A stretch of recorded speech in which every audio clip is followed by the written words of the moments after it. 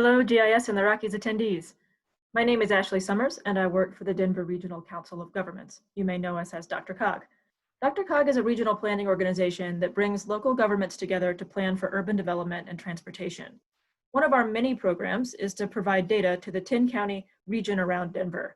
Today, I'll tell you what we're currently working on, what's on the horizon, and how you can be involved. DRCOG facilitates acquisitions for foundational data sets, the underlying data that many GIS professionals need to do their work, regardless of what they're working on. That includes things like imagery, LiDAR, planimetric data, and land cover data. If you're not familiar with some of these data types, hang tight and they'll be further explained as we go.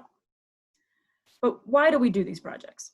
Because not only are they foundational, but they are also a lot easier to buy using a top-down approach rather than compiling the data from a bottom-up approach. They also tend to increase in usefulness and value as you cover more area.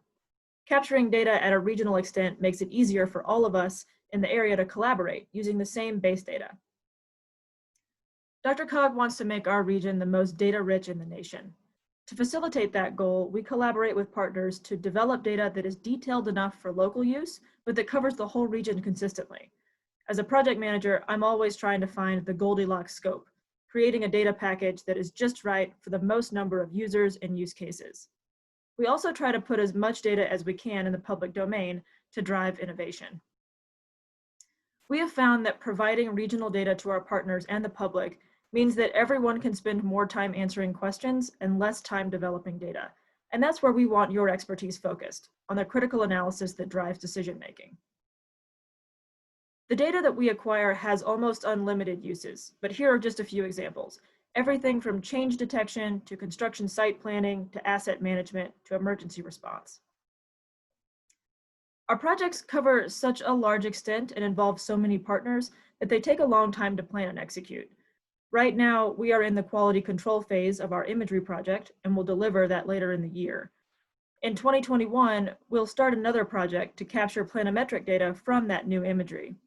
We will also simultaneously start planning for the next imagery capture, which will happen in early 2022. Now let me tell you a little more about these products. There's a lot of info on these slides and I won't go into because we have limited time today, but you'll be able to reference the slide deck later for details. Our imagery is custom flown to our specifications.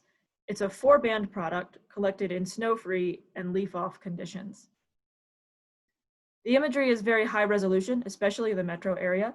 You can see in the orange, the urban core is collected at 3-inch resolution, and a ring around that is the 6-inch imagery, and then 12-inch imagery is collected in the mountains and the eastern plains. This right here covers about 6,000 square miles. We have just finished our flights for the 2020 project, and we're moving into our quality control phase. After that happens, we'll begin delivering tiles in Q1 of 2021.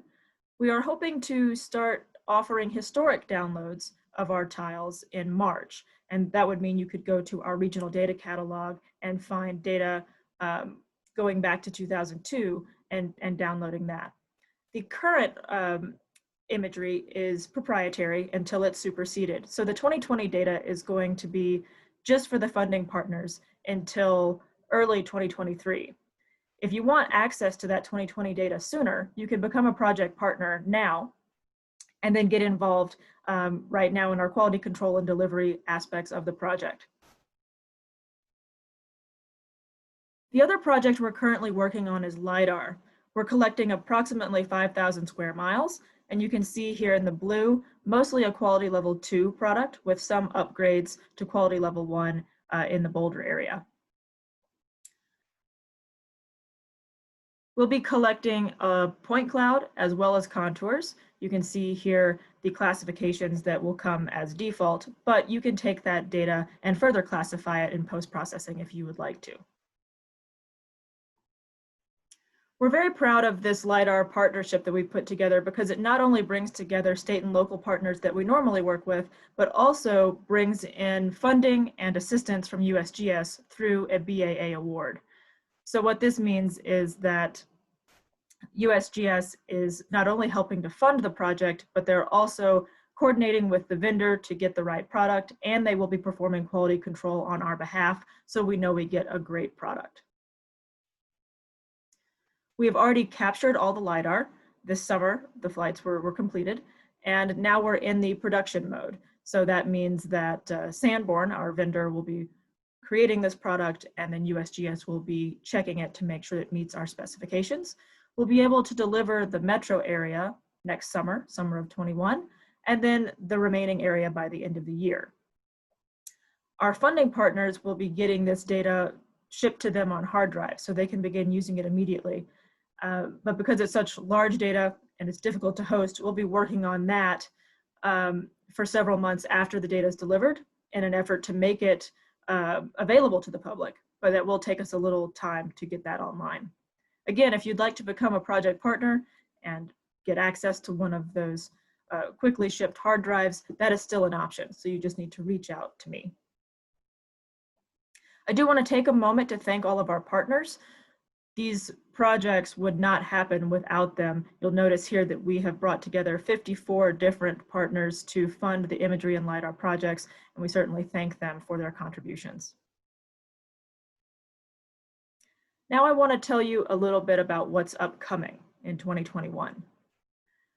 We're going to be doing another planimetric data project. We've been doing planimetric data captures since 2014.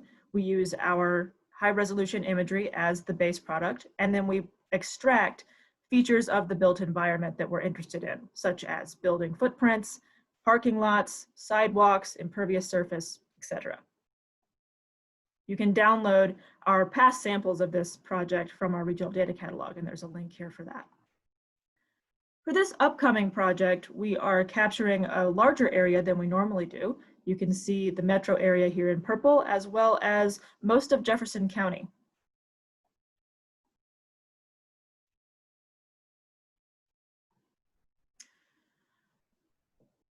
For the planimetric project, we have already selected a vendor and quoted our partners for participation. And right now we are in the phase of collecting partner commitments. So what that means is that those funding partners that want to contribute are filing paperwork with us now. And if all of that works out and we reach our funding goal, then the project will begin in Q1 of 2021, about the same time that the imagery project finishes. So then that imagery can be used as the base data to create the planimetric data. This is a great time to become a partner on this project. And the value of becoming a partner at the beginning of the project is that you get to help shape the requirements and the parameters with which those features are extracted.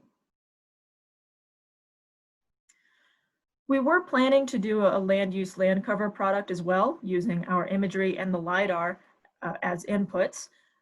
Because this has been such a difficult year and we have more difficult years on the horizon, it looks like we've decided to cancel this project unless we find more project partners that can help us close our funding gap. We have done fundraising throughout the year, just as we have with our planimetric project, and this one just seems like it's a little bit harder to pursue in our current environment. So we're putting this one on hold, and we'll circle back at a later date, unless of course there is a partner out there that wants to contribute significant funding right now, and in which case we could continue on. But for the time being, with what the information I know today, we are canceling the land cover project for 2021. Now I want to talk to you about how you can be involved. The first way is to become a funding partner. We have had over 50 partners since 2012, since I've been working on this project, fund several $1 million worth of imagery that we have then turned around and put in the public domain. Funding partners help us shape the project requirements. They tell us what needs to be collected.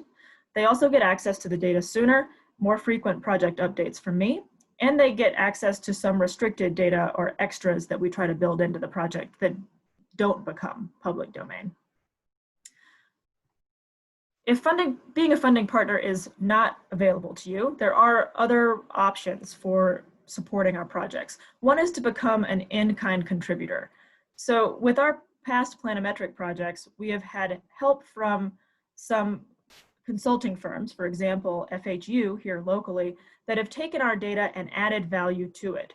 One specific example is with our sidewalk data. We have sidewalk lines and polygons, but they are not attributed with things like width natively when they're delivered. But FHU took that data and pioneered a methodology that provides widths for those sidewalks. And so they created that data for us and gave it back to us in kind so that we could then further distribute that to our project partners. So they added value to the data and they donated their time to do so, which was very, very helpful. Another way to be part of our projects is to become a volunteer to help out with our quality control efforts. With our imagery, which our imagery quality control effort is just beginning now, we ask our partners to perform an aesthetic review of the imagery that's been created for them. Now, this is imagery that is final, it's been completely processed, and we're almost ready to accept it, but we want our partners to take a look at it before we take possession of it.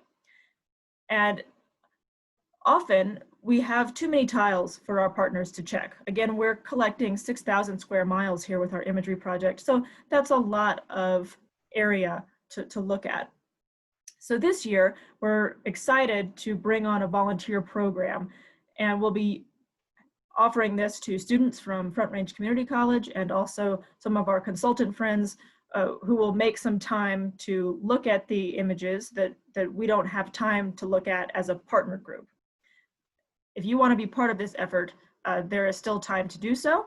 And we do expect opportunities to be available in the coming years. Basically, every fall, there will be some type of product, either imagery or planimetric data that we need help checking. And then finally, you can tell us about your use case. Documenting the use cases for our data helps us demonstrate its value. It helps us fundraise for upcoming projects, and all of that helps us keep the data in the public domain. If you supply a use case, then we will publish it in our newsletter and put it on our website, which does get you GISP points. And if you're looking for inspiration, you can check out the featured use cases here that I've linked to that just explain how some of our users out in the community have found value with our data. If you want to receive more updates about these projects and other DRCOG GIS data work, as well as interesting stories from around the region from your peers, then you can sign up for the Data Consortium newsletter. You do that just by emailing me, and then I will put you on the list for the quarterly newsletter, as well as meetings that happen 3 times a year. So that's 7 possible times per year that you would get something from me to learn more about what's going on in the region.